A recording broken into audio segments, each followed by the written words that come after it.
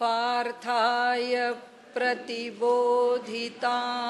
भगवता नारायणेन स्वयं व्यासेन ग्रथितां पुराणमुनिना मध्ये महाभारतम् अद्वैतामृतवर्षिणीं भगवतीम् अष्टादशाध्यायिनीम् अम्ब त्वामनुसन्दधामि भगवद्गीते भवद्वेषिणीम् प्रपन्नपारिजाताय स्तोत्रवेत्रैकपाणये ज्ञानमुद्राय कृष्णाय गीतामृतदुहे नमः। सद्गुरु प्रपन्नपारिजाताय स्तोत्रवेत्रैकपाणये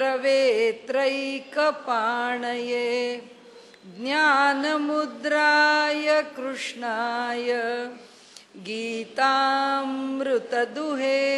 नमः। सद्गुरुं सच्चिदानन्दं केवलं करुणाकरं ज्ञानयोगेश्वरं वन्दे ज्ञानदेवं पुनः पुनः।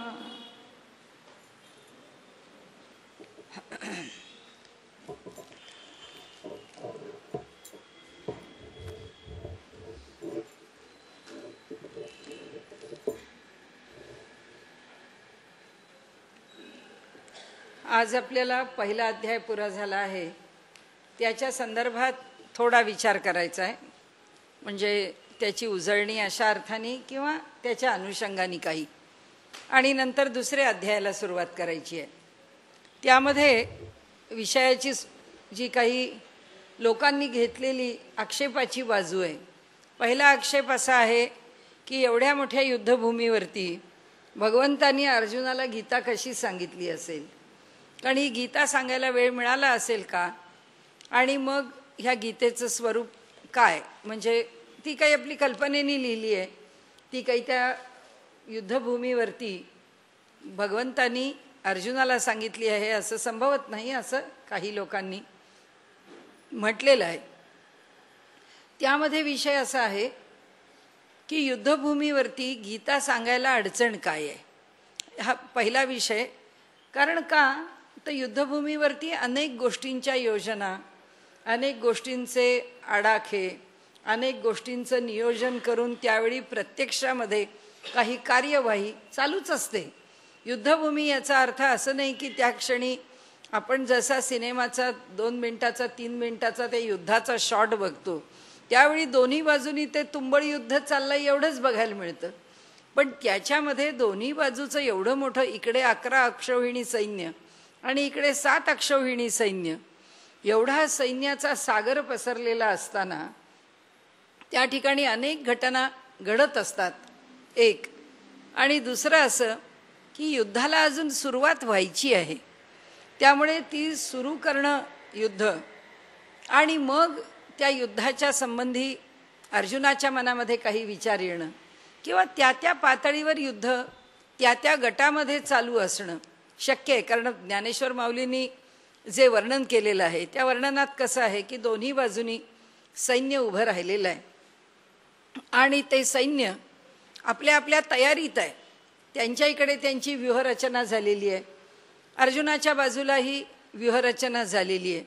त्या 2 सैन्यांच्या इथे आता अर्जुन प्रवेश करता झालेला आहे, आणि तेव्हा तो अर्जुन जेव्हा त्या सैन्यामध्ये शिरलेला आहे आणि सैन्यामधून जातो आहे, त्यावेळी त्याच्या मनात आलं की ठीक आहे, आता आपण आपल्याला कुठे उभं राहायला सांगितलं हे भीमाला नंतर विचारता येईल, किंवा भीमाने आपल्यावर काय जबाबदारी आज सोपवली आहे, पण त्याआधी या 2 सैन्यांच्या मध्यावरती आपण जाऊन समोरच्यांचं सैन्य कसं आहे याचा अंदाज तर घेऊ, आणि त्याकरता म्हणून तो निघालेला आहे। आणि त्यांनी भगवंताला सांगितलंय की सेनयोर उभयोर मध्ये रथम स्थापय मेच्युत, की माझा जो रथ आहे या उभय सेनांच्या मध्यावर्ती तू स्थापन कर. आणि त्याप्रमाणे रथ घेऊन भगवंत आलेले आहेत. त्याच्या मनामध्ये कोणतीही शंका नाही आहे. तो जो आलेला आहे त्याला फक्त समोरच्या सेनेचा अंदाज घ्यायचा आहे. आला तो वेगळ्याच करता, पण त्याच्या मनाची प्रवृत्ती जी बदलली आणि त्या ठिकाणी त्याची जी धारणा झाली ती मात्र वेगळी झाली. तो आला होता ते फक्त समोरच्या सैन्याचा अंदाज घेऊन आपल्यातल्या वीरश्रीला जागृत करणं आणि युद्धाकरता आपल्या मनाची एक भूमिका बैठक तयार करणं. इथे येतो तर हे जे सगळं पाहतो, वास्तविक पाहता हा जो प्रसंग आहे, जो प्रसंग इथे मांडलेला आहे की अर्जुनाला ते बघितल्यानंतर ज्या प्रकारचे क्लेश झाले त्या उभय सैन्यामध्ये, आणि मग आपण जे वर्णन कालपर्यंत पाहिलं ते.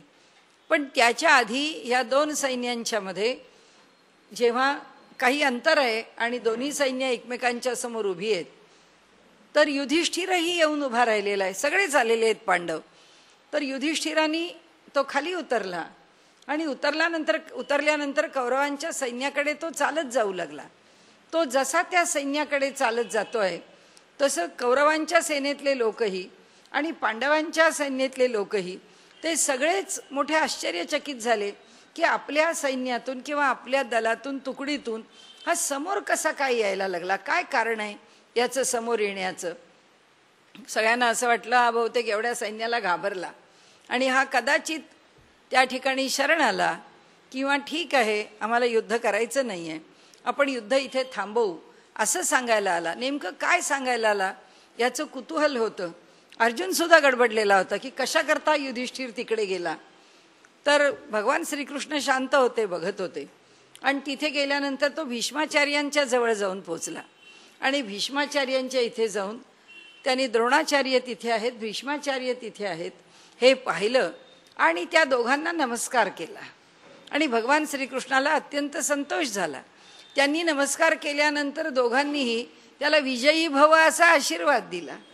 आणि युधिष्ठिराच्या विरोधी पक्षामध्ये राहून आपल्या घरातल्या मोठ्या माणसांचा आशीर्वाद ग्रहण करण्याइतकं युधिष्ठिरासारख्या मनाने फार कोमल असणाऱ्या माणसाच्या ठिकाणी सुद्धा युक्तिवादी शिल्लक आहे, आपल्या लाभाचा विचार शिल्लक आहे. आपण एक व्यवहार म्हणून, शिष्ट आचार म्हणून कसं वागावं ही भूमिका सुद्धा शिल्लक आहे. म्हणजे इतका सगळा मोठा प्रसंग येतो आहे, आपल्या गोत्रजांच्या वरती आपण हल्ला करतो आहे, हे काय युधिष्ठिराला माहिती नाही.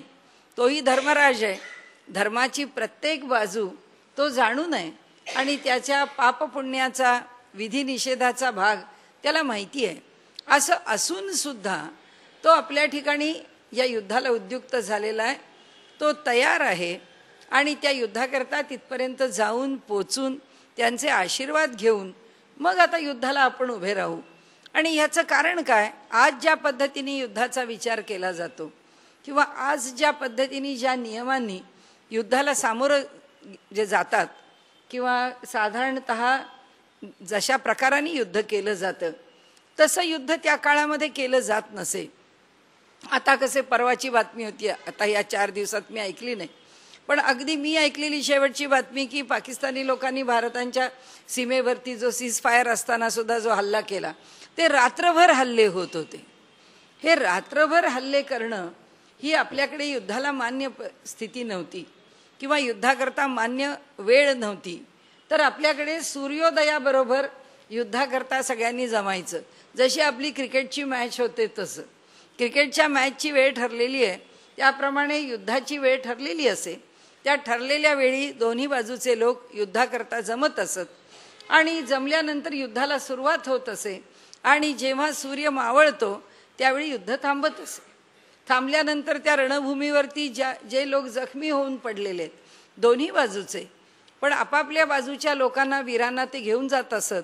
पण जर का जखमी झालेल्या व्यक्तीला किंवा त्या सैन्यातल्या त्या सैनिकाला जर समोरच्याच्या ठिकाणी जी काही मदत उपलब्ध आहे त्या मदतीची जर ताबडतोब आवश्यकता असेल तर हा शत्रू सैन्यातला आहे त्याला मारून टाका, त्याची उपेक्षा करा, त्याला असला काही प्रकार नव्हता.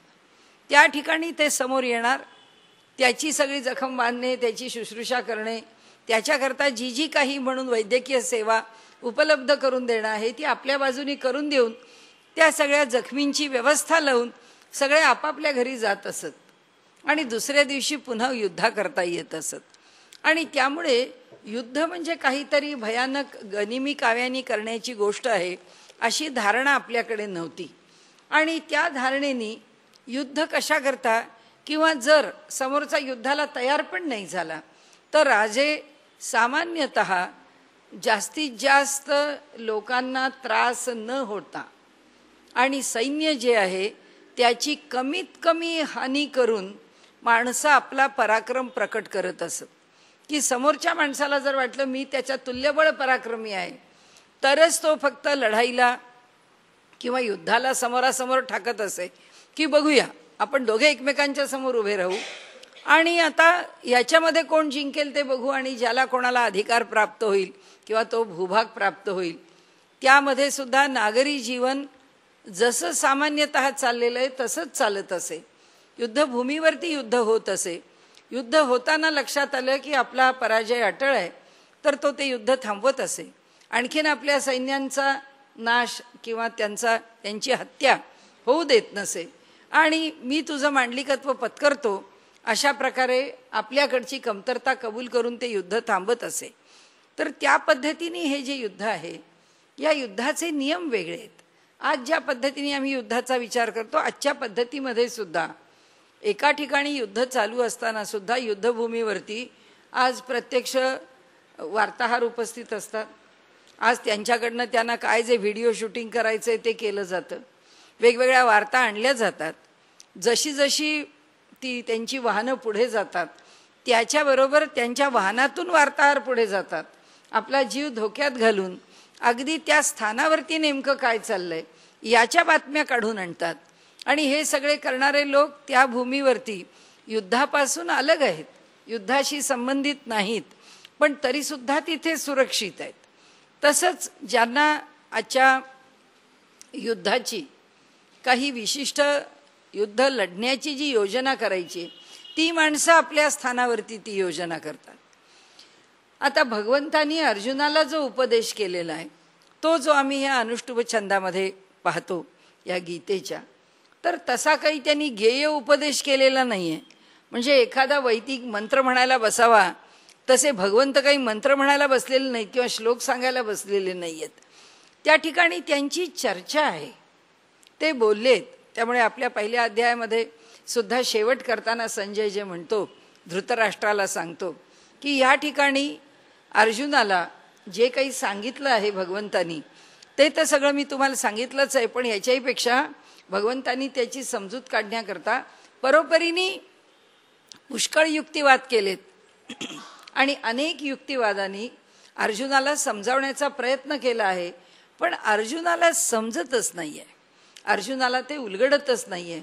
त्यामुळे अर्जुनाची ही स्थिती झाली आहे की त्यांनी रणातून उडी मारली आहे आणि त्याचबरोबर हातातली शस्त्र टाकून दिली आहेत. आता त्याची आणखीन एक दुसरी बाजू आहे, ती म्हणजे अशी की ही जी गीता आहे किंवा हे जे गीतेचं तत्त्वज्ञान आहे त्याचं संपादन मात्र व्यासांनी केलं आहे. म्हणजे ह्या गीतेचे एडिटर व्यास आहेत आणि त्यांनी ही जी गीता आहे ती केव्हा लिहिली आहे तर व्यास सांगतात की त्याला जे मूर्त स्वरूप आहे ते महाभारत युद्धानंतर जवळजवळ 3 वर्षांनी आहे. मध्ये काळ गेला आणि त्या काळानंतर आता ही जी संहिता आहे ही लिहून झाली आहे. त्याची आपल्याला माहिती आहे, तो गणेश आहे, तो स्वतः लिहायला बसला आहे. त्याच्याशी आता आपल्याला गीतेशी संबंध नाही, महाभारताशी त्याचा अधिक संबंध आहे. आणि त्यामुळे त्यांनी असं म्हटलं आहे की हा जो लेखनाचा काल आहे त्यानंतर त्यांना ज्या पद्धतीने हा विषय मांडायचा आहे त्या पद्धतीने त्यांनी मांडला आहे. म्हणजे व्यासांनी तो सुसूत्र करून मांडलेला आहे. तो त्यांनी वेगवेगळ्या अध्यायांच्या मध्ये त्या विषयाची विभागणी करून मांडलेला आहे. आणि त्यामुळे इथे भगवंत सांगतायत, अर्जुन ऐकतो आहे आणि तिथे युद्धाला पुष्कळच म्हणजे परिस्थिती अगदी धुमाकूळ किंवा अगदी गडबडीची किंवा त्यावेळी अत्यंत धांदल झालेली आहे. दोन्ही बाजूने एकमेकांच्यावरती बाण चालत आहेत आणि आता काय करावं अशा परिस्थितीमध्ये तिथे युद्धाचा प्रसंग मोठा बाका उभा आहे आणि इथे अर्जुन शांतपणे भगवंताला तत्वज्ञान सांगा म्हणतायत, अशी परिस्थिती नाही आहे या ठिकाणी. ती परिस्थिती नाही आहे. जी परिस्थिती आहे ती परिस्थिती अशी आहे की युद्धाला आपण काल परवा पाहिलेलं, म्हणजे गेल्या आठवड्यात पाहिलेलंच आहे की ज्यावेळी ते दोन्ही बाजूचं सैन्य उभं राहतं आणि दुर्योधन जेव्हा भीष्माचार्यांच्या विरुद्ध फार चांगलं असे उद्गार काढतो, तेव्हा भीष्माचार्यांना वाटतं आता या युद्धभूमीवर का होईना या दुर्योधनाला बरंच बरं बोलायचं कळलं आहे, आणि असं जर आहे तर त्याला आनंद देण्याचं काम माझं आहे. आणि म्हणून त्यांनी त्या ठिकाणी ते आपला शंखध्वनी केलाय आणि रणांगणातली वाद्य त्याच्याबरोबर वाजायला लागली आणि त्या वाद्यांच्या बरोबर मग दोन्ही बाजूनी असं त्याचं वर्णन केलेलं आहे. तर सांगण्याचा हेतू असा आहे की त्या ठिकाणी युद्ध फार तुंबळ सुरू झालंय आणि त्या तुंबळ युद्धामध्ये अर्जुन काही करतोय असं नाही. युद्धाला सुरुवात होते आहे. युद्ध जर त्या ठिकाणी सुरू होतं आहे तर त्या युद्धामध्ये परिस्थिती काय आहे, ते युद्ध सुरू होतानाची परिस्थिती अशी आहे की अर्जुनाच्या अंतःकरणात आलेले जे विचार आहेत आणि अर्जुन ज्यांच्याशी लढण्याकरता म्हणून आलेला आहे, जोपर्यंत लढण्याकरता तो तयार आहे, मी तयार आहे, असं जोपर्यंत होत नाही तोपर्यंत त्यांच्यामध्ये होणारं युद्धही सुरू होत नाही. किंवा आता अर्जुन ज्या भागात आहे, कारण दुर्योधनाची भूमिका काय की कोणत्याही परिस्थितीमध्ये अर्जुनाला गुंतवून ठेवा, त्याला सारखा अडकवून टाका, कारण भीम हा त्या मनाने सेनापती म्हणून कच्चा आहे. तर भीमावरती जबाबदारी टाकून जर भीमाला आपण खिंडीत गाठला आणि त्याच्याकडून बाकीच्या सगळ्या सैन्याची जर आपण सरसाहा कत्तल करत सुटलो आणि अर्जुन जर कुठेतरी अडकून राहिला, तर अर्जुनाला ज्या तऱ्हेने ज्या कौशल्याने आपल्या सैन्यावरती मारा करता येईल तो करू शकणार नाही. आणि तसा मारा तो करू शकणार नाही म्हणून आपण पांडवांचं आधीच 7 अक्षौहिणी असणारं सैन्य आहे ते आणखीन आपण कमी करू. ही जी काही भूमिका ठेवून ते उभे आहेत युद्धाला, अशी काहीही भूमिका आणि असणारच. युद्धाच्या मागे एक काहीतरी योजना, स्ट्रॅटेजी नक्कीच आहे. या योजनेनेच युद्ध होणार आहे. पण असं जरी असलं तरी सुद्धा भगवान श्रीकृष्ण आणि अर्जुन यांच्यामधला संवाद, आपण हा गेय आहे असं जरी म्हटलं तरी हा गेय संवाद सुद्धा म्हणायला चांगलं म्हणणाऱ्याला 1.5 तासापेक्षा जास्त वेळ लागत नाही. सावकाश म्हणणाऱ्याला 2 तासापेक्षा जास्त वेळ लागत. उपदेश करणारे भगवान आहेत आणि ऐकणारा अर्जुन आहे. त्यामुळे हा जो भगवान आणि हा जो अर्जुन आहे, या दोघांच्या मध्ये समजावणं आणि समजून घेणं, याच्यामध्ये आकलनाला किंवा आकलन करून देण्याला फार कष्टाची गोष्ट नाही आहे. एवढंसं म्हटलं की अर्जुन समजू शकतोय. आणि अर्जुनाने विचारलेल्या प्रश्नात आता अर्जुन पाण्यात किती आहे खोल हे ताबडतोब भगवंत समजतायत. त्यामुळे त्यांना जेव्हा त्याला समजवायचं आहे तेव्हा तासनतास त्याची काउन्सिलिंग करायचं आहे अशी स्थिती नाही आहे. आज आपल्याकडे त्याची अनेक सेटिंग्स घ्यावी लागतात की समोरच्या माणसाला काउन्सिलिंग करताना आज ये, उद्या ये, परवा ये, पुन्हा ये, आणि मग आल्यानंतर तुला काय पटतंय काय नाही, तुझ्यात किती बदल झालाय हे बघावं लागतं. कारण सांगणारा जो आहे तो त्या ताकदीचा नसतो. इथे अर्जुनाला समजावणारे भगवंताची ताकद काय आहे, त्याकरता सगळ्याचं प्रतिकरूप इथे ज्ञानेश्वर माऊलींनी पुढे म्हटलंय की हे हृदयीचे ते हृदयी घातले. त्यामुळे त्याच्यात परिवर्तन घडवून आणायचं आहे. आणि अर्जुनाच्या मिशानी हे तत्वज्ञान त्याच्याकरता जे सांगितलं आहे त्याला निमित्त करून हे तत्वज्ञान जगापुढे मांडायचं आहे. आणि जगापुढे हे तत्वज्ञान मांडण्याकरता म्हणून भगवंतानी जे माध्यम अर्जुनाचं अवलंबलेलं आहे, ते जे माध्यम आहे ते माध्यम ह्या विषयाला पूर्णपणे आकार देणार आहे. त्यांनी त्याला आकार दिलाय, तो आकार व्यासांनी दिलाय. त्यांना काय ज्या शब्दात सांगायचं असेल त्या शब्दामध्ये जे भगवंतानी सांगितलं आहे ते सांगितलेलं धृतराष्ट्रांना जसंच्या तसं सांगण्याचं सामर्थ्य संजयाकडे नाही. ते जर सामर्थ्य असतं तर संजय धृतराष्ट्राकडे काय सांगतो, काय बोलतो, ह्याच्याविषयीचा आणखीन काही भाग महाभारतामध्ये अंतर्भूत झाला असता. की संजय दिला कोणी, संजय धृतराष्ट्रांकरता भगवंतानी दिला. आणि त्याला ही दृष्टी किंवा त्याला हे सामर्थ्य दिलं कोणी, भगवंतानी दिलं.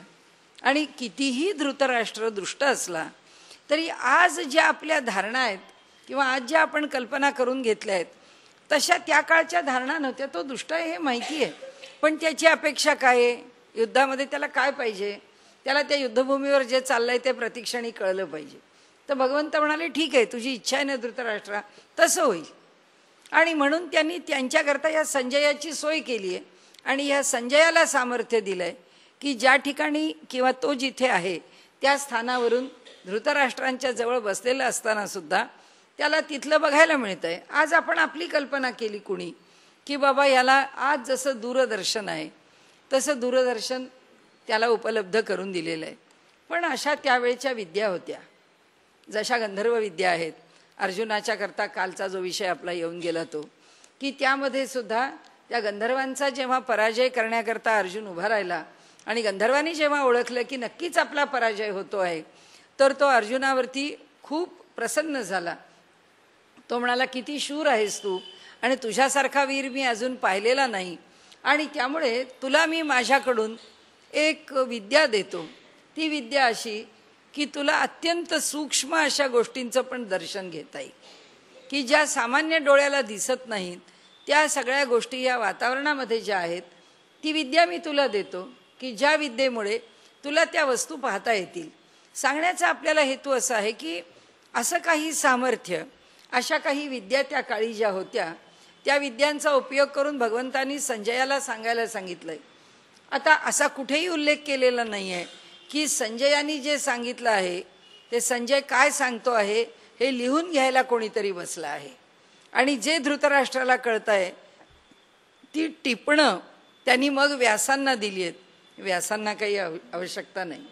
या व्यासांची जी बुद्धिमत्ता आहे ती बुद्धिमत्ता इतकी विलक्षण आहे की त्यांनी त्यांच्या बुद्धीनी जे ग्रहण केलं आहे आणि म्हणून या गीतेच्या संदर्भामध्ये किंवा महाभारताच्या लिखाणाच्या संदर्भामध्ये विशेषतः गीतेच्या म्हणू आपण की ते त्याच्याशी सीमित आहे म्हणून की तत्वज्ञान सांगणारा भगवान श्रीकृष्ण आहे.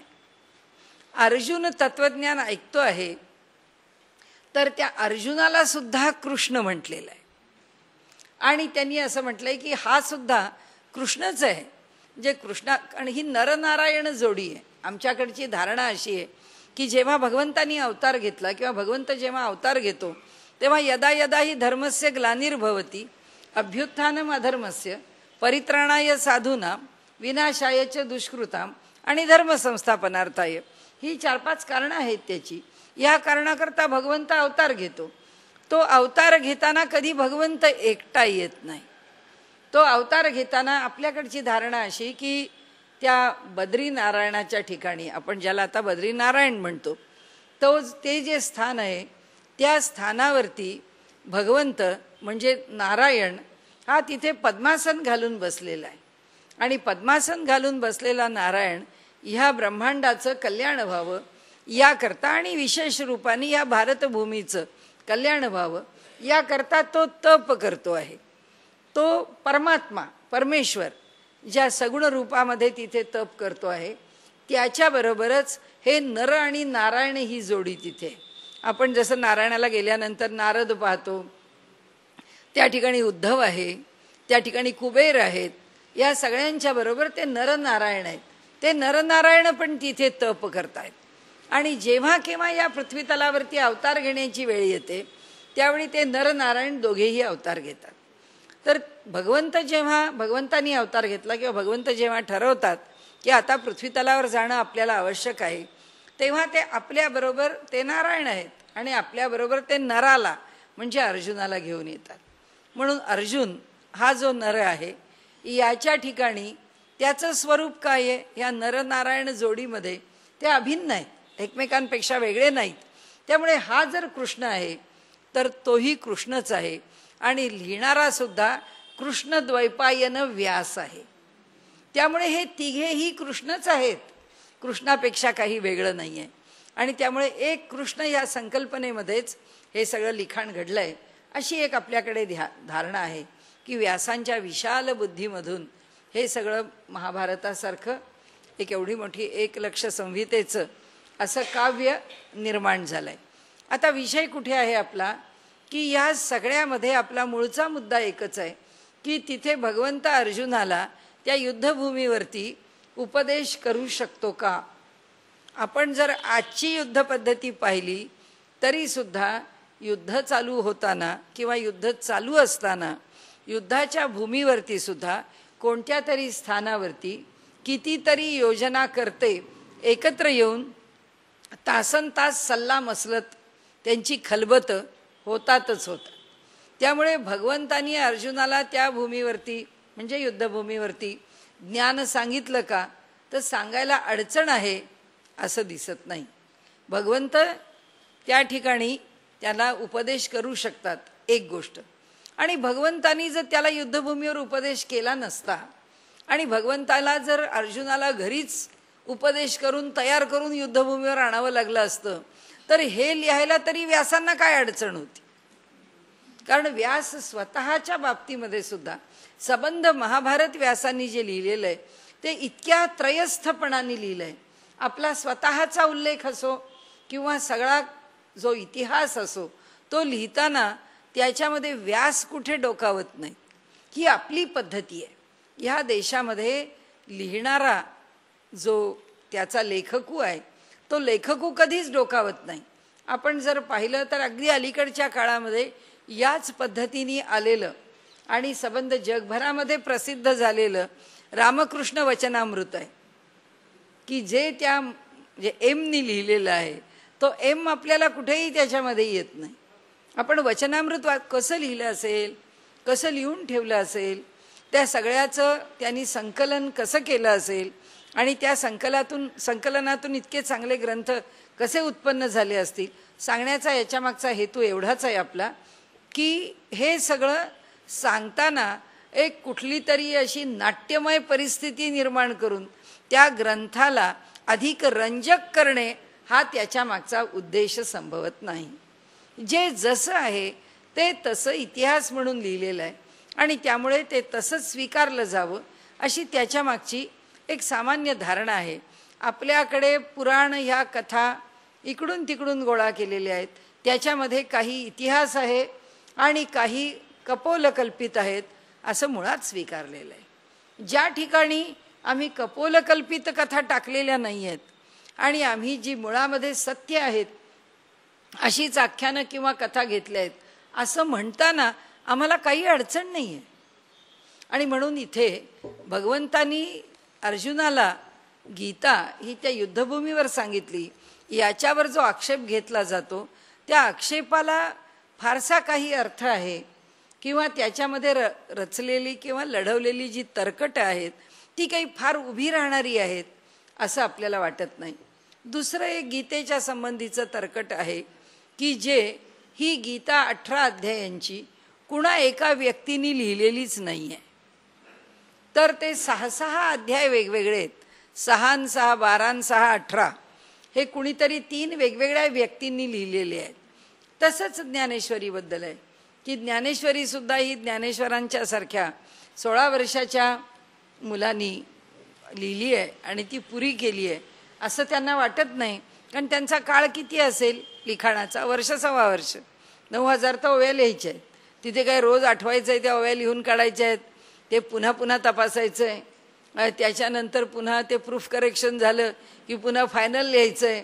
मग ते घेऊन लोकांसमोर यायचं. ही काय भानगडच नाही. बोलायला लागले झालं. लिहिणारा सच्चिदानंद बाबा लिहून घेत आहे. म्हणजे हे ज्ञानेश्वर विठ्ठलपंत कुलकर्णी आहेत आणि ते सच्चिदानंद कुलकर्णीच आहेत. आणि त्यांनी आपल्या ठिकाणी आपला लेखकूसुद्धा ज्ञानेश्वरांनी आपला आपण निवडलेला आहे. कारण ज्ञानेश्वर महाराज त्या स्थानावरती आहेत. या सच्चिदानंदांचं निधन झालेलं आहे. त्यांची पत्नी सती जायला निघालेली आहे. घरातली लहान मुलं आहेत. त्यांच्या सगळ्यांचा घरामध्ये मोठा असा कारुण्याचा प्रसंग उभा राहिलेला आहे. या सती जाण्याकरता बाहेर पडलेले आहेत. आणि जेव्हा लोकांनी पाहिलं आणि ज्ञानेश्वर महाराज ज्या स्थानावरती आहेत त्याच्या जवळच ही घटना घडणार आहे तर लोकांनी ज्ञानेश्वरांनी विचारलं हे काय झालं आहे. तर त्यांनी सांगितलं हे असा असा प्रसंग आहे. ते म्हणाले अरे काय नावाचा मनुष्य आहे, कुठे निघाला. तर म्हणाले त्यांचं नाव सच्चिदानंद आहे. अरे म्हणाले सच्चिदानंदाला मृत्यू कसा येईल.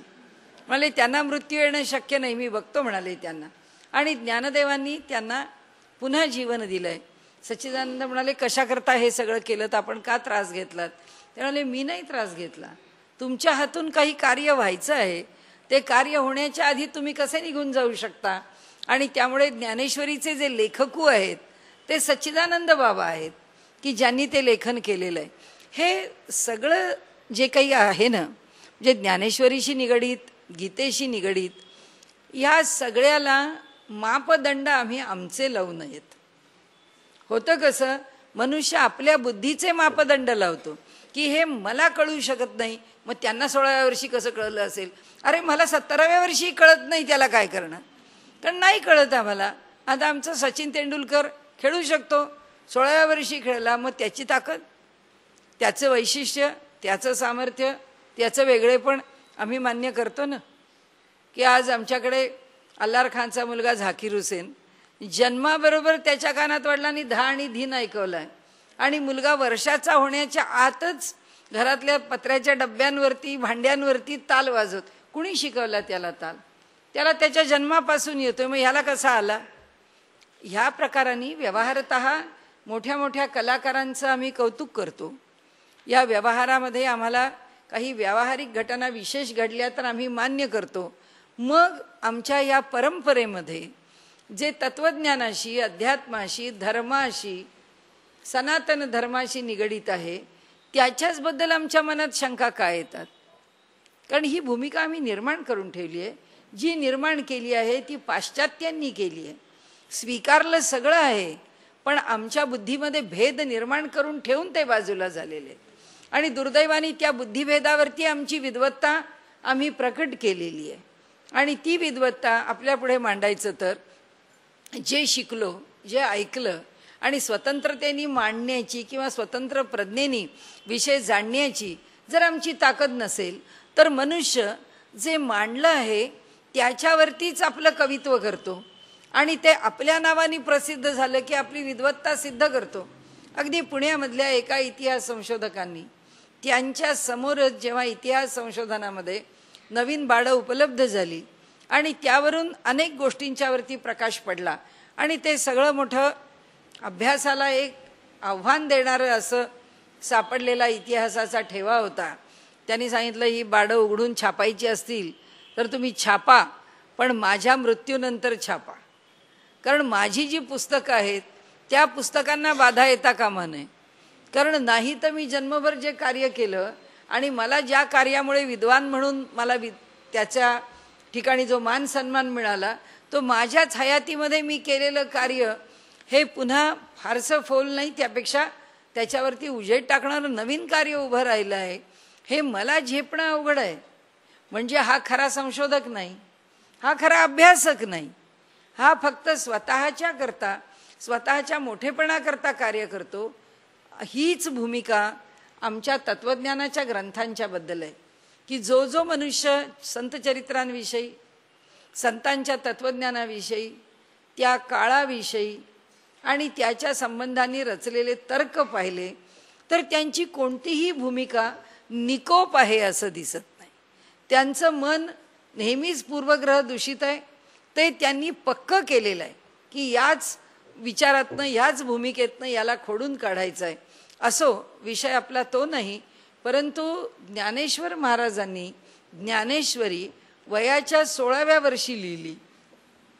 ती लिहिलेली असताना जे त्यातलं तत्वज्ञान आहे ते इतकं प्रौढ आहे, ते इतकं परिपक्व आहे की ते वाचून असं काहींना वाटतं की ही ज्ञानेश्वरी एवढ्या लहान मुलांनी लिहिलेलीच नसेल. मग जी काही साधेसे उल्लेख आहेत ते त्या लहान वयातला लिहिणारा कुणी एक लहानसा मुलगा आहे आणि हा मुलगा बालवयापासून योगाचा अधिकार प्राप्त करण्याकरता एका विशिष्ट पद्धतीने आपलं जीवन त्या साधनेमध्ये व्यतीत केलेलं आहे. त्यांनी गृहस्थ धर्म आणि माणसाच्या जीवनामधले इतर अनेक अनुभव त्याच्या संदर्भामध्ये ह्यांनी दृष्टांत कसे दिले. अहो, आता कवित्व ज्याच्या ठिकाणी आहे, ज्याच्या ठिकाणी कल्पना आहे, त्याला ह्या जगातली प्रत्येक गोष्ट दिसू शकते. प्रत्येक मनुष्य कथानक लिहिताना एखादा लेखक जेव्हा लिहितो किंवा त्याला विषप्रयोग झाला आणि त्या विषप्रयोगाने तो समोरचा मनुष्य तडफडून गेला आणि तो ज्या प्रकाराने गेला आणि तो जाताना काय बोलला ह्याचं इतकं काही तो चांगलं वर्णन करतो. आपण म्हणतो हा प्रसंग या नाटकात फार चांगला उभा केला आहे, हा प्रसंग या कादंबरीत फार सुंदर लिहिला आहे. मग ह्यानी काय ते विष घेतलेलं असतं, काय तडफड होते ही अनुभवलेली असते, काय असतं.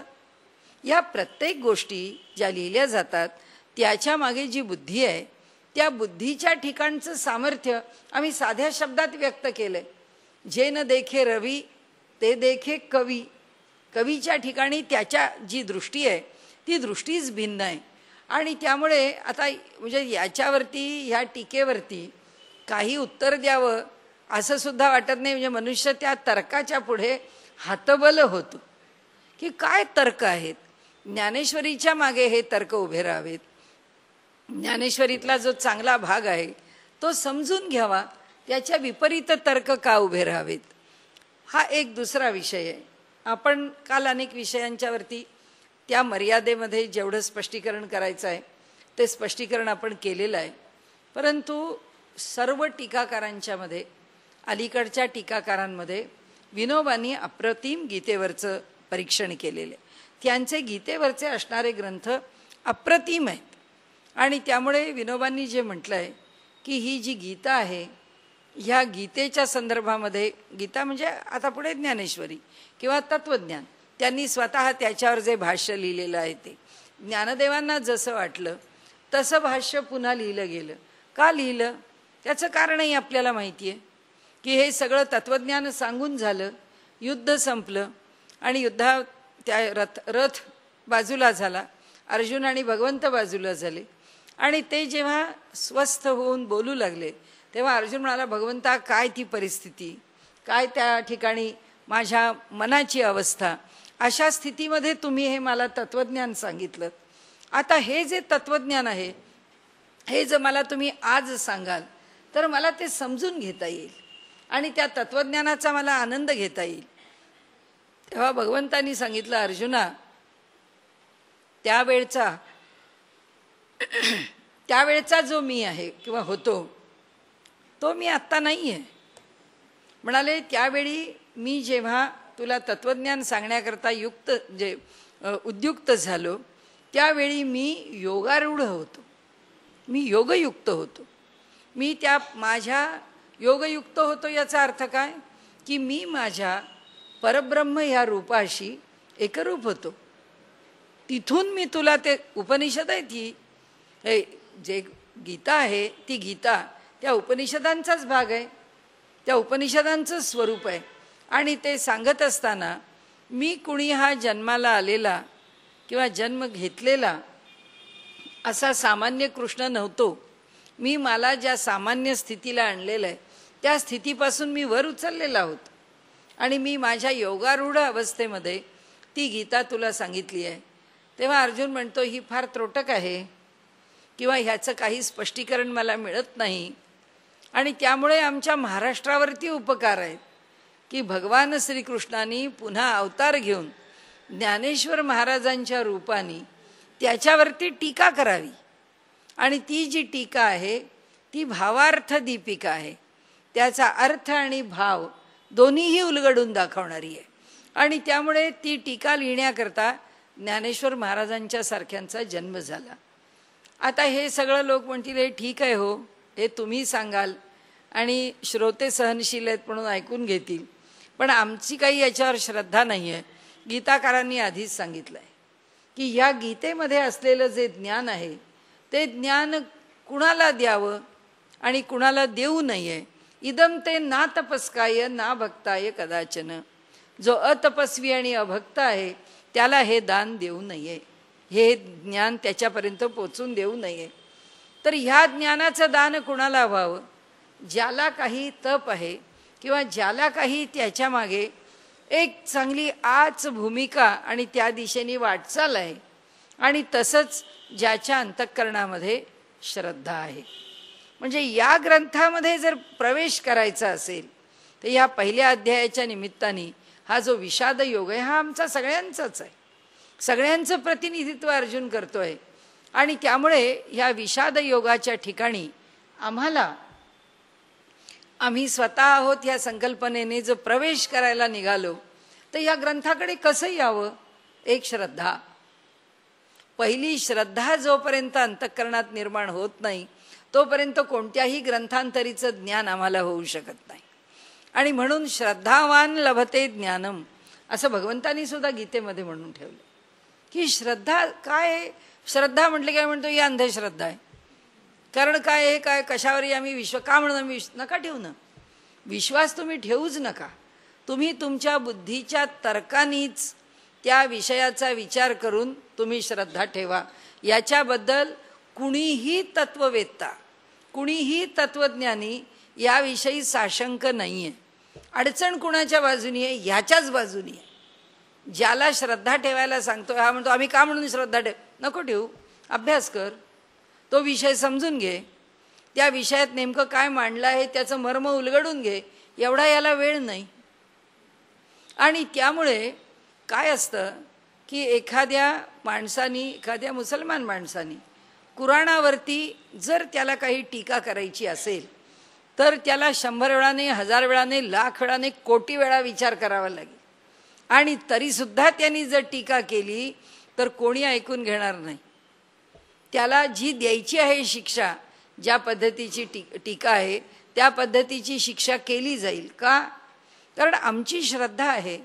आमच्या या श्रद्धेला धक्का लावण्याचं तुला कारण नाही. का नाही? कारण तू या ग्रंथाचा पूर्ण अभ्यास केलेला नाहीस.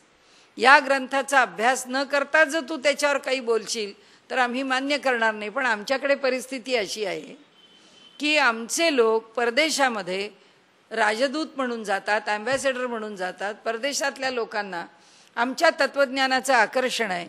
ते म्हणतात आपण भारतातनं आलेले एवढे विद्वान आहात तर आमच्याकडे भगवद्गीतेवरती काहीतरी बोला. तो ग्रंथ फार जगभर प्रसिद्ध आहे. त्या ग्रंथावर आपण काहीतरी बोला. तर हे गृहस्थ म्हणतात आम्ही भारतात राहिलो पण आम्हाला गीता काय आहे माहिती नाही आहे. गीता काय आहे ही आम्ही वाचली नाही. इथपर्यंत पण ठीक आहे की तुम्ही कम नशिबी आहात, तुम्ही गीता वाचली नाही. अर्थात त्याच्या तुमच्या नशिबाशी आम्हाला काही घेणं देणं नाही. परंतु जी गीता कधीही वाचली नाही त्या गीतेवरती हे सद्गृहस्थ तासाभराचं भाषण करतात. काय करावं यांनी भाषण? ज्यांनी वाचलेलं पण नाही अशाने भाषण केलं तर हे भाषण तुम्ही कसं केलं, का केलं, कशाच्या आधाराने केलं हे विचारायला आमच्या धर्मामध्ये काही व्यवस्था उपलब्ध आहे का? काहीही नाही. कुणीही उभं राहावं आमच्या तत्वज्ञानाला, आमच्या धर्माला हे आरोपीच्या पिंजऱ्यात उभं करावं आणि त्या माणसाने त्याला कसेही फटके मारावेत आणि त्या धर्माची कशीही बेअदबी करावी ती आम्ही सहन करावी. हेच आम्ही आज हजारो वर्ष पाहतोय. आणि त्यामुळे हे जे अनेक प्रकारचे आरोप ज्ञानेश्वरीवर स्वीकारायला कसं लिहिलं असेल ज्ञानेश्वरांनी? इतक्या लहान मुलाला काय समजलं असेल? मग त्यांनी लिहिलंच नसेल. जो ज्ञानेश्वर नावाचा मनुष्य आहे जो इतकं प्रौढ गंभीर तत्वज्ञान मांडतो तो निदान 70-72 वर्षाचा तरी असला पाहिजे. हे सगळे जे तर्क आहेत हे सगळे तर्क हे श्रद्धा नाही. आणि श्रद्धा का नाही? कारण मी हे मान्य करत नाही हे म्हणायला अवघड नाही आहे. आपल्याकडे तत्वज्ञानामध्ये त्यांनी फार चांगला शब्द वापरला आहे आणि खरं म्हणजे फार ती कठोर टीका आहे जी आम्ही लक्षात घेत नाही. त्यांनी असं म्हटलं आहे की भगवंतानी आमच्या तोंडात जीभ दिली आहे आणि सत्य आणि असत्य काही बोललं तरी सुद्धा त्या जिभेला तो छाटत नाही म्हणून हा काही बोलतो. कारण असत्य बोलल्यावर जर जीभ छाटली असती हिंमतच केली नसती. भगवंतानीच अशी सोय ठेवली असती की खोटं बोलली की जिभेचा तुकडा गळून पडतोय, खोटं बोललं की जिभेचा असं होत नाही. आणि त्यामुळे काहीही बोलायला मनुष्य तयार आहे. माझा देवावर विश्वास नाही. अरे तू काय वाचलंयस? देवाच्या विषयी तुला काय माहिती आहे? ही काय संकल्पना आहे? आणि त्यामुळे श्रद्धा असल्याशिवाय तो ग्रंथ वाचायला येऊ नका ही एक भूमिका. ग्रंथामध्ये प्रवेश केला की ग्रंथातलं काय जाणून घ्यायचं आहे? गीताकारांनी आम्हाला सांगितलंय 2 गोष्टी जाणून घ्या. एक गोष्ट त्याच्यामध्ये सांगितलेली जी कर्तव्यनिष्ठा आहे ती प्रामाणिकपणाने समजून घ्या. हा त्यांचा पहिला विचार आहे. आणि दुसरं, आम्ही जे आहोत ते चैतन्यमय आत्मतत्व आहोत, ही गोष्ट प्रतिक्षणी लक्षात ठेवा. तत्वज्ञान म्हणून लक्षात ठेवायची आहे की आम्ही चैतन्यमय आहोत, आम्ही आत्मस्वरूप आहोत आणि ह्या आत्म्याला कोणत्याही प्रकाराने मरण संभवत नाही, त्याचा क्षय संभवत नाही. हा जो सिद्धांत आहे तो सिद्धांत ते म्हणतात लक्षात ठेवा. दुसरा सिद्धांत लक्षात ठेवा की या जगामध्ये मला करण्याकरता अनुकूलता एकच आहे, ती म्हणजे क्रियाशीलता. मी कर्म करत राहणं हे एवढंच माझ्या हातामध्ये आहे. हे जर माझ्या हातात आहे तर ते कर्म मी कसं करावं आणि माझं स्वरूप काय आहे, ही ज्ञानाची बाजू आहे की मी आत्मस्वरूप आहे आणि मला जे कर्म करायचं आहे ते मी कोणत्या भूमिकेतून करणार आहे. समर्थांनी सांगितलं तसं आयुष्य 2 दिवसाची वस्ती कोठेतरी करावी. वैराग्याची काय स्थिती आहे? 12व्या अध्यायामध्ये गीतेच्या त्या भक्ताचं जे लक्षण दिलंय तो अनिकेत आहे. अनिकेत म्हणजे स्थानामध्ये मोह न ठेवणारा. इथपर्यंत सुद्धा ज्याचं वैराग्याची परिसीमा आहे. समर्थांनी तेच सोप्या शब्दात सांगितलं. आयुष्य 2 दिवसाची वस्ती कोठेतरी करावी. कुठेही करावी. त्या स्थानाचा मोह नाही, त्या भोजनाचा मोह नाही, त्या गावाचा मोह नाही, त्या पाण्याचा मोह नाही, तिथल्या वातावरणाचा मोह नाही, ऋतुकालाचा नाही, कशाचाच नाही.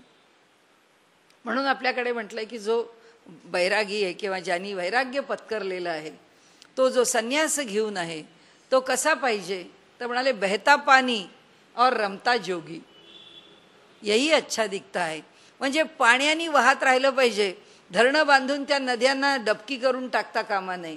आणि संन्यास घेतला आहे आणि मठस्थापना करून 7 स्टार आश्रम बांधून बसला आहे, चालणार नाही. त्यांनी त्या संन्याशांनी फिरतं राहिलं पाहिजे आणि पाण्याने वाहतं राहिलं पाहिजे. असं आहे की त्याच्या ठिकाणचं जे वैराग्य आहे. आणि म्हणून ते म्हणतात की जो गीता वाचतो, जो गीतेकडे वळतो, त्यांनी ह्या 2 गोष्टी तत्व म्हणून लक्षात ठेवाव्यात आणि त्याचा काय करावा? प्रयोग. त्यांनी सांगितलं रोज त्याचा प्रयोग झाला पाहिजे, प्रत्येक कृतीमध्ये त्याचा प्रयोग झाला पाहिजे. कसा? कारण मी आत्मस्वरूप आहे, समोरचाही आत्मस्वरूपच आहे. मग त्याला मी दुखवावं का? त्याला मी बोलावं का? त्याच्याबद्दल माझ्या अंतःकरणामध्ये वेडावाकडा विचार यावा का? ह्या सर्व ज्या गोष्टी आहेत, या सर्व गोष्टी ते म्हणतात गीतेने आम्हाला तत्वज्ञानामध्ये आत्मतत्वाचं स्वरूप सांगून त्यांनी आम्हाला आचरणाची पद्धती दाखवली आहे. आणि दुसरं, त्यांनी स्वकर्तव्याची निष्ठा सांगून, स्वधर्माची निष्ठा सांगून आमचं कर्तव्य काय भूमिकेने केलं जावं हे सांगितलं. की हे कर्म करताना मला पाहिजे आहे म्हणून, मला बरं वाटतं म्हणून, मला दुसऱ्याला सुखवायचंय म्हणून नाही, ह्या समाजाला सुखवायचंय म्हणून नाही, ह्या देशाच्या कल्याणाकरता नाही, ह्या विश्वाच्या कल्याणाकरता. भूमिका बदलत जाईल. प्रत्येकाने आपल्या कर्माच्या मागची भूमिका, आणि आम्हाला ती व्यापक भूमिका आमच्या धर्माने दिलेली.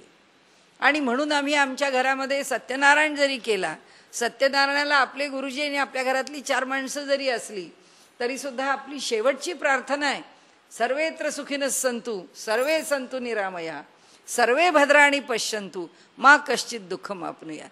कुणालाही दुःख होऊ नये. कोण आहे हा? आमच्या 10x10च्या खोलीमध्ये बिचारे ते गुरुजी आणि हा यजमान हे दोघं बसलेले आहेत आणि आशीर्वाद कुणाकरता मागतायत? सगळ्या विश्वाच्या कल्याणाचं. कशा करता? हे जे आमचं प्रत्येक धर्मकृत्य आहे ते धर्मकृत्य याच व्यापक पायावरती उभं राहिलेलं आहे. माझ्या घराच्या कल्याणाची अपेक्षा मी करीन यात काय नवल आहे? होईलच, कारण सामान्य मानव आहे, त्याला त्याच्या कुटुंबाच्या कल्याणाची काळजी आहेच, पण त्या कल्याणाशी तो सीमित नाही आहे. आणि म्हणून गीताकार आम्हाला जे तत्वज्ञान सांगतात, गीताकार आम्हाला जी व्यापकता देतात, गीताकारांनी आम्हाला ज्या निरनिराळ्या प्रकारांनी साधनेची अंग समजावून सांगितलेली आहेत, त्या सगळ्याचं बीज यामध्ये. आणि म्हणून प्रयोग हे सगळ्यात महत्त्वाचं. आमच्याकडे तत्वज्ञान हे प्रयोगाशिवाय खरं नाही.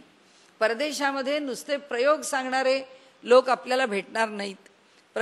परदेशामध्ये फक्त नुसतं तत्वज्ञान सांगणारे. आमच्या देशामध्ये आम्ही नुसते प्रयोग करणारे सुद्धा लोक. खेडेगावातला मनुष्य त्याला काय कळतंय? त्याला शंकराचार्यांचं अद्वैत तत्वज्ञान तो म्हणतो मला यातलं काही कळत नाही. मला एवढंच कळतं की ह्या जगामध्ये माणुसकीनी कसं वागावं आणि सगळ्या जीवांचं सुख कसं बघावं, या तत्वज्ञानाचं ॲप्लिकेशन आहे ते, त्याचा प्रयोग आहे तो. आणि त्यामुळे आमच्या देशामध्ये या दोन पातळी, शहाणा मनुष्य आहे, बुद्धीचा उपयोग करू शकतो, तर्क आपल्या ठिकाणी करू शकतो, तर्काने काही जाणू शकतो. तर गीताकारांनी आम्हाला आधीच सांगितलं, इदम ते ना तपस्काय ना भक्ताय कदाचन.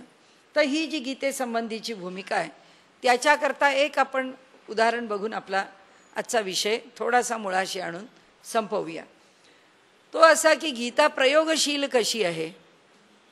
जेव्हा गीता अमेरिकेला प्रशस्त तत्वज्ञानाचा पाया देणारा तत्ववेत्ता असं ज्याचं वर्णन केलं जातं असा इमर्सन, त्या इमर्सननी ही गीतेची प्रत पाहिली आणि त्या इमर्सनला ती गीता पाहिल्यानंतर तो मोठा भारावला.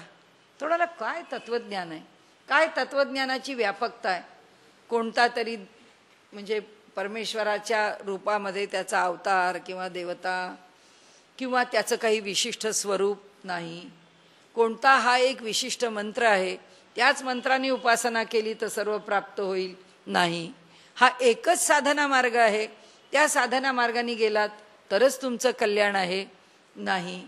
ह्याच्यामध्ये कुठल्या तरी धर्माचा, कुठल्या तरी विशिष्ट तत्वज्ञानाचा, कुठल्या तरी भूमिकेचा म्हणाले कुठेही आग्रह नाही. आणि ही जी सगळी तत्व सांगितलेली आहेत ही संबंध विश्वाला उपयुक्त असणारी आहेत.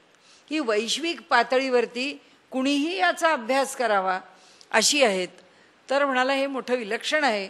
आणि त्याचा जो मित्र तत्ववेत्ता थोरो, त्याला त्यांनी आपल्याकडून एक गीतेची प्रत सप्रेम भेट दिली आणि ती प्रत पाहिल्यानंतर त्यांनी ते तत्वज्ञान वाचायला सुरुवात केली. तर म्हणाला हे विलक्षण आहे की ज्या पातळीवरती आपण विचारसुद्धा केलेला नाही असं तत्वज्ञान या ग्रंथांतरी आहे. तर काय करावं याचं? आणि या एवढ्या ग्रंथामध्ये इतके साधना मार्ग उपलब्ध आहेत, यातल्या कोणत्या साधना मार्गाचा आपण उपयोग करावा किंवा विचार करावा? तर तेव्हा त्यांनी असं ठरवलं की यातलं जे अहिंसा तत्व आहे त्या अहिंसा तत्वाचा आपण अभ्यास करूया. आणि म्हणून त्यांनी एका नदीच्या किनाऱ्यावरती एक लहानशी झोपडी बांधली आणि त्यांनी आपल्याकडे 700-800 एवढे नाग, साप जे अत्यंत विषारी आहेत, असे मोठे तीक्ष्ण असे आणि ज्याचा व्यवहार मोठा तल्लख आहे, असा सळसळ सळसळ करत जाणारे सगळे नाग, असा अगदी अजगर आहे असाच शांत आहे असं नाही, खूप जे क्रियाशील आहेत असे आणि पुष्कळ विषानी भरलेले आहेत असे नाग त्यांनी आपल्या ठिकाणी घेतले. आपल्याला राहण्याकरता आपल्या घराच्या बाहेर एक खटिया टाकली आणि तो स्वतः राहू लागला. ते सगळे नाग तिथेच वावरत असत. ते त्या खाटेवरती येत असत, ते त्याच्या अंगावर येत असत, त्याच्या अंगाखाली असत, तो त्यांच्यावर राहत असे. त्याच्या खोलीत, त्याच्या घरात सर्वदूर त्या नागांचा मुक्त संचार होता. आणि त्याची एक धारणा होती, त्यांनी तत्वज्ञान कसं समजून घेतलं बघा, की त्याची एक धारणा पक्की झाली की यांनी सांगितल्याप्रमाणे आपली जी वृत्ती आहे, आपलं जे अंतःकरण आहे, ते अंतःकरण जर कोणत्याही तत्वाचा अभ्यास करायचा असेल तर त्या तत्वाशी प्रामाणिक झालं पाहिजे. म्हणजे मला जर अहिंसेचा अभ्यास करायचा असेल तर माझ्या मनामध्ये भय किंवा हिंसा येताच उपयोगी नाही, कारण भयातून हिंसा निर्माण होणार आहे. मला यांचं भयच वाटता कामा नये. मी जितक्या निर्भयतेने अगदी माझ्या अंतःकरणापासून, मी अगदी from the core of my heart, from the bottom of my heart, मी जर त्याचा विचार केला की नाही मला कधीच आतून भय वाटणार नाही आणि मी त्यांच्याबरोबर व्यवहार करत राहिलो तर ते मला कधीच त्रास देणार नाही. पण ज्या क्षणी यांच्यापासून मला भय आहे ही एक जरी वृत्ती माझ्या अंतःकरणात निर्माण झाली तर समोरच्याच्या अंतःकरणात त्या वृत्तीचा पडसाद उमटणार आहे. आणि त्यामुळे तो नाग माझ्या ठिकाणी त्याच्या संरक्षणाकरता काय करील सांगता येत नाही. आणि तो त्याचा अभ्यास करत राहिला. की निर्वृत्ती आपल्या ठिकाणी बांधण्याचा. आणि त्या अभ्यासामध्ये एकदा इमर्सन त्याला भेटायला आला आणि इमर्सन म्हणाला की अरे थोरो, तू हे सगळं काय करतो आहेस? तू तर अशी जागा निवडली आहेस आणि बसलायस तू की जिथे मी येऊ पण शकत नाही. अरे म्हणाले मित्र, तुला काय अडचण आहे? म्हणाले का? म्हणाले हे एवढे नाग आणि साप. अरे म्हणाले तू मला तो भगवद्गीता ग्रंथ दिलायस ना, त्या ग्रंथातच या अहिंसेचं फल सांगितलंय की ज्या ठिकाणी निर्वैर भाव प्राप्त होतो. अहिंसेनी जगामध्ये वैर भावना शिल्लकच राहत नाही. मग म्हणाले नागांचं भय तुला कशाला? तू ग्रंथ वाचलायस ना? तो इमर्सन म्हणाले वाचला तरी तुझ्यासारखा नाही. आणि त्यांनी सांगितलं त्याचा प्रयोग तू करतो आहेस. आणि आश्चर्य असं आहे की खरोखरीच आम्हाला गीताकार म्हणतात यातलं कोणतंही एक सूत्र घ्या आणि त्या सूत्राचा अभ्यास करायला लागा. आणि आम्ही काय भूमिका सांगतो या भूमिकेतून अभ्यास करायला लागा. आणि त्यामुळे एकूण गीतेच्या संदर्भामध्ये त्या प्रस्तावनेमध्ये आपण जर विचारात घेतलं तर ज्ञानेश्वर माऊलींनी सुद्धा गीताच निवडली टीका करण्याकरता. का? कारण निवृत्तीनाथांनी त्यांना गीता आवडते, आपण पहिल्या दिवशी म्हटलं आवडते म्हणून घेतली. या जगभरामध्ये ज्ञानेश्वर माऊलींनी निवडली तशी जगभरामध्ये सगळ्या भाषांमध्ये गीतेची भाषांतरं झाली आहेत. एका हातात तलवार आणि एका हातात ग्रंथ नाही, स्वेच्छा भाषांतरं झाली आहेत. गीतेच्या इंग्रजी भाषांतरावरून गीतेचं आपल्या भाषेमध्ये भाषांतर करणारी अनेक माणसं उभी राहिली आणि त्यांनी आपापल्या भाषांमध्ये भाषांतर केली. कारण हा एक अमोल ग्रंथ आहे आणि या ग्रंथाचा प्रयोग कुणीही करावा, कुठेही करावा. भगवंतांनी असं नाही सांगितलं की हे आमच्या भारतातलं आहे आणि हे तत्वज्ञान फक्त इथल्याच लोकांना फलद्रूप होणार आहे, बाहेरच्या लोकांना नाही, असं नाही. ज्ञानावरती सगळ्यांचा सारखाच अधिकार आहे. आणि त्यामुळे भय आपल्याला एकच आहे की आमच्या देशामध्ये एवढं मोठं तत्वज्ञान असताना सुद्धा आज त्या लोकांनी उत्सुकतेने आमचं तत्वज्ञान भाषांतरित करून घ्यावं. त्यांना जितकं समजेल तेवढ्या पातळीवरती प्रयोगशील राहून त्या तत्वज्ञानाला जाणण्याचा प्रयत्न करावा. आणि आमच्या देशामध्ये मात्र दिव्याखाली अंधार असावा असं होऊ नये. आणि त्यांनी जे सांगितलं आहे म्हणजे इथे गीताकारांनी जे सांगितलं आहे त्याप्रमाणे गीतेचा पहिला अध्याय हा आम्हाला आमची भूमिका दाखवतो की भगवंतांनी त्याच्या मिशानी, अर्जुनाच्या मिशानी आमच्या सगळ्यांच्या अंतःकरणाची स्थितीच इथे प्रकट केली की आमचं अंतःकरण कसं आहे. आमचं अंतःकरण सदा भयभीत आहे. का भयभीत आहे? कारण आम्हाला आमची सुरक्षा ही सारखी अपेक्षित आहे. अर्जुनाला तरी काय अपेक्षित होती? हेच अपेक्षित होतं की माझे गोत्रज सुरक्षित राहावेत, आमच्या घरातल्या सगळ्या स्त्रिया सुरक्षित राहाव्यात, आमचे पुत्र पौत्र सुरक्षित राहावेत, आमचा धर्म, आमचा सनातन कुलाचार तसाच निर्वेधपणे चालत राहावा. हे सगळं. पण ही कल्पना, अपेक्षा, ही इच्छा ही काही चुकीची आहे का? नाही म्हणाले. पण भगवंतांनी आश्वासन दिलंय ना की योगक्षेम वहाम्यहम. आमच्यापर्यंत त्यांनी सांगितलं अरे तू मला शरण ये ना, अनन्यश्चिंतयन्तो माम. तुम्ही मला अनन्य भावानी शरण या, तुमचा योगक्षेम मी सांभाळतो. अर्जुनानी हा योगक्षेम सांभाळण्याचं ओझं आपल्या डोक्यावर कशाला घेतलं? त्याला कुणी सांगितलं होतं?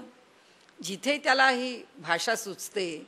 म्हणून माऊलींचं जे या ठिकाणची जे भाष्य आहे ते भाष्य मोठं सुंदर आहे की जे मूळ श्लोकामध्ये नाही ते जे माऊलींनी त्या भाष्याच्या रूपाने प्रकट केलंय की अर्जुन पुन्हा याच्यामध्ये एक वाक्य बोलतच राहतो की अरे भगवंता तू आमच्याजवळ कसा राहशील? आम्ही असं केलं तर तू आम्हाला सोडून जाशील. हे अर्जुनाने ठरवलं की मी काय केलं म्हणजे भगवंत सोडून जाईल आणि मी काय केलं म्हणजे भगवंत माझ्याजवळ राहील. भगवंत म्हणतो तू काय केलं ह्याच्यावरती मी सांगतो ना तू काय करायचंयस ते. तू कशाला ठरवतोस की हे चांगलं आहे, मी हे केलं म्हणजे भगवंत माझ्याजवळ राहील. म्हणजे त्याला जो प्रज्ञावाद पुढे शब्द वापरला आहे त्या प्रज्ञावादाचं सगळं भाष्य भगवंतांनी अलीकडे केलेलं आहे, आपलं ज्ञानदेवांनी अलीकडे केलेलं आहे. आणि त्यांनी अर्जुनाच्या मुखामध्ये जे विषय ठेवलेले आहेत ते म्हणाले हे विषय मुळीच चुकीचे नाही आहेत.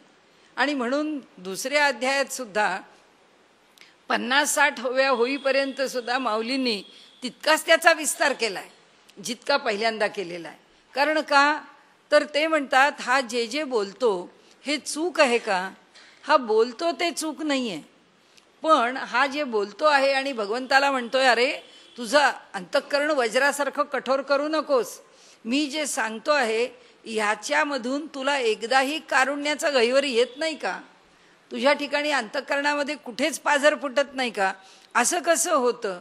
हे जेव्हा अर्जुन भगवंताला विचारतो तेव्हा अर्जुनाला कळत नाही की मी भूमिका काय घेतली आहे आणि भगवंतावरती मी आरोप काय करतोय.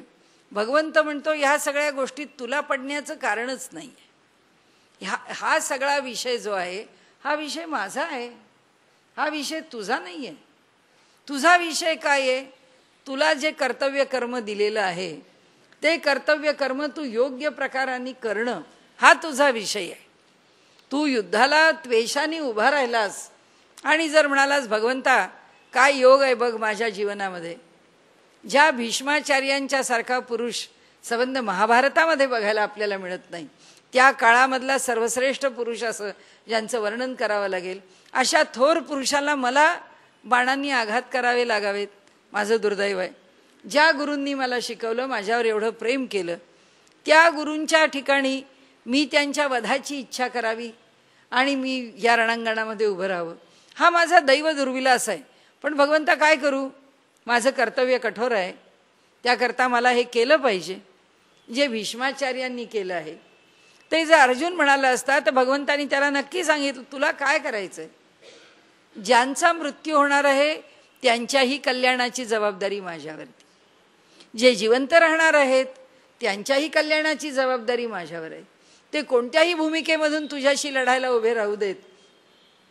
दुर्योधनाचा दोष असेल पण दुर्योधनाच्या मागे निष्ठेने उभं राहणं हा त्यांचा गुण आहे, म्हणून त्या गुणाकरता त्यांचं जे कल्याण करायचंय ते मी करीन, तुला काय करायचं. पण अर्जुनानी एकदम म्हणजे पलटीच खाल्ली आहे. म्हणजे आजच्या भाषेमध्ये कथानक लिहिताना किंवा संविधानक लिहिताना जेव्हा कथानकामध्ये काही लिहायला घेतलं की तो लेखक जसा म्हणतो की कहाणी में कुछ ट्विस्ट चाहिए, तसा या ठिकाणी अर्जुनानी एकदम ट्विस्ट चढलाय. त्या ठिकाणी अर्जुनानी भूमिकाच उलटी पालटी करून टाकलेली आहे. अर्जुन असं का करतो? अर्जुनाच्या बुद्धीमध्ये कर्तव्याविषयी एक जी जाण आहे ती का लोप पावते, हे सगळं त्या निमित्ताने त्याचा विस्तार करून माऊलींनी आम्हाला सांगितलं आहे की आम्ही आमच्या आयुष्यामध्ये कर्तव्य विसरतो आणि आमच्या अहम ममत्वानी या संसारामध्ये उलट्या सुलट्या सुखदुःखाच्या गटांगळ्या खात राहतो. कारण का आमचा अहंकार आणि आमचं ममत्व आम्हाला खेळवत राहतं आणि ती जी आसक्ती आहे ती सोडणं आम्हाला फार अवघड होतं. आणि म्हणून भगवंतांनी हा जो उपदेश केला आहे हा उपदेश आमच्याकरता आहे असं धरावं. याची पहिल्या अध्यायाचा जर थोडासा परामर्श घ्यायचा तर एवढाच घेता येईल. पहिलं नमन आहे, त्या नमनानंतर भगवंतांनी आपल्या ज्ञानेश्वर माऊलींनी या ठिकाणी महाभारताचं वर्णन केलं आहे, त्याचा महिमा गायला आहे. त्याच्या मध्यावरती हृदयस्थानी असलेला इकडे 12 आणि इकडे 6 अशा मध्यावर असलेला हा भागवत पराग ज्या ठिकाणी आहे, कमल पराग आहे, तो भागवत कमल परागू असं त्याचं वर्णन केलं आहे. अशी गीता त्याच्यामध्ये आहे. गीता कशी आहे? ती मोठी, तिचा महिमा मोठा की साक्षात भगवान शंकर, जे आम्ही असं समजतो की हे आदि शंकर या सगळ्या ज्ञानाला प्रसृत करणारे आहेत, त्या शंकरांनी सुद्धा स्तिमित व्हावं आणि गीतेचं चिंतन करावं आणि त्यांनी म्हणावं की काय मतितार्थ आहे, ह्याच्यामधून काय सार काढावं हे त्यांना कळत नाही. अशी ही श्रेष्ठ गीता भगवंतांनी लिहिली आहे. सद्गुरूंच्या इथे येतात, सद्गुरूंना नमन करतात आणि सद्गुरूंचं नमन पुष्कळ विस्ताराने करतात की हे. आणि एक वैशिष्ट्य आहे, आपण अगदी अथपासून इथपर्यंत जाऊ तोपर्यंत लक्षात येईल की सद्गुरूंनी सांगितलं आता लिही की मग लिहिणार. तसं सद्गुरूंची स्तुती 4 ओवी झाल्या, 5 ओवी झाल्या की पुढची ओवी आली आणि त्यांनी तिथे ओवीमध्ये म्हटलंय की सद्गुरू म्हणतात की अरे आता विषय सोडून किती बोलशील, आता पुरे झालं, आता विषयाकडे वळ. असं म्हटल्याचा ज्ञानदेवांना एवढा आनंद झाला की याचा अर्थ आता नक्की गीतेवरती भाष्य होणार. कारण सद्गुरूंनी आता इथे नक्की सांगितलं की तू लिही, आणि आता मी लिहिणार. ही जी त्यांची धारणा आहे, ही जी त्यांची भावना आहे, त्या भावनेतून सद्गुरू शरणागती आपल्याला 9व्या अध्यायात, 13व्या अध्यायात, 16व्या अध्यायाच्या नमनात आपल्याला खूप पूर्णत्वानी बघायला मिळते. असो, पण सद्गुरूंच्या विषयीचा आदर हे माऊलींच्या ज्ञानेश्वरीचं एक अगदी म्हणजे मध्यवर्ती गाभा आहे असं म्हणू आपण. आणि त्याच्या पुढे जो विषय मांडला आहे तो आपल्यापुढे इतका ताजा आहे की या युद्धाला जे सगळे भिडले आहेत त्यामध्ये दुर्योधनानी युक्तीनी कधी सामदाम दंडभेदामधल्या या सगळ्यांचा वापर करून आपल्या बाजूनी सैन्य वळवून घेतलेलं आहे. त्यातलं खरं म्हणजे 2 अक्षौहिणी सैन्य अर्जुनाकडे आलं असतं आणि दोघांच्याहीकडे 9 अक्षौहिणी सैन्य राहिलं असतं. परंतु त्याच्यामध्ये केलेला जो दुर्योधनाचा राजनीतीचा भाग आहे त्यामुळे ते 2 अक्षौहिणी सैन्य तिकडे गेल्यामुळे ते 9 अधिक 2 11 झालं आणि इथे 7तले 2 कमी झाल्यामुळे 9तले 2 कमी झाल्यामुळे हे 7 झाले. आणि अशा प्रकारे ते 18 अक्षौहिणी सैन्य लढण्याकरता उभं आहे. अर्जुनाला दुःख आहे. अर्जुनाला एवढंच वाटतंय की त्यांना कळत नाही आहे पण मला कळतं आहे. हाच मनुष्याच्या अविद्येचा भाग आहे. आणि असंच आम्हाला व्यवहारात वाटतं. आम्हाला असं वाटतं आपल्या घरातल्या लोकांना काही कळत नाही, आपल्याला कळतं, आपण त्यांना सारखं सांगावं. मग आपल्याला मुलं सांगतात आई आता पुष्कळ झालं. एक विषयावरचं काही त्यांना आपण जो उपदेश करतो त्यातली 4 वाक्य बोलली की मुलगा शेवटचं वाक्य बोलतो. तो म्हणतो आई हे सगळं आहे ना, आहे माझ्या लक्षात, मी आता बाहेर जातो, तू काय एवढं सगळं बोलू नको, कशाला कष्ट घेते एवढं सगळं सांगण्याचे, काही कष्ट घेऊ नको. त्याचं कारण असं की आपण त्या अहममत्वानी समोरच्या माणसाला काही कळतं आहे. या अर्जुनाची भूमिका अशी झाली आहे की त्याला असं वाटतं भीष्माचार्यांना काही कळत नाही, द्रोणाचार्यांना काही कळत नाही आहे, या सगळ्या सैन्याला काही कळत नाही आहे, आणि कळतंय काय ते फक्त मलाच कळतं आहे. आणि म्हणून भगवंताला आता पंचायत अशी झाली आहे. भगवंत म्हणाले हे सगळं आत्तापर्यंत बरं चाललं होतं आणि एकदम हे काय आहे व काय ह्याच्या मनामध्ये आलं काही कळायला मार्ग नाही. आणि म्हणून भगवंत आता या ठिकाणी पुढे बोलतायत.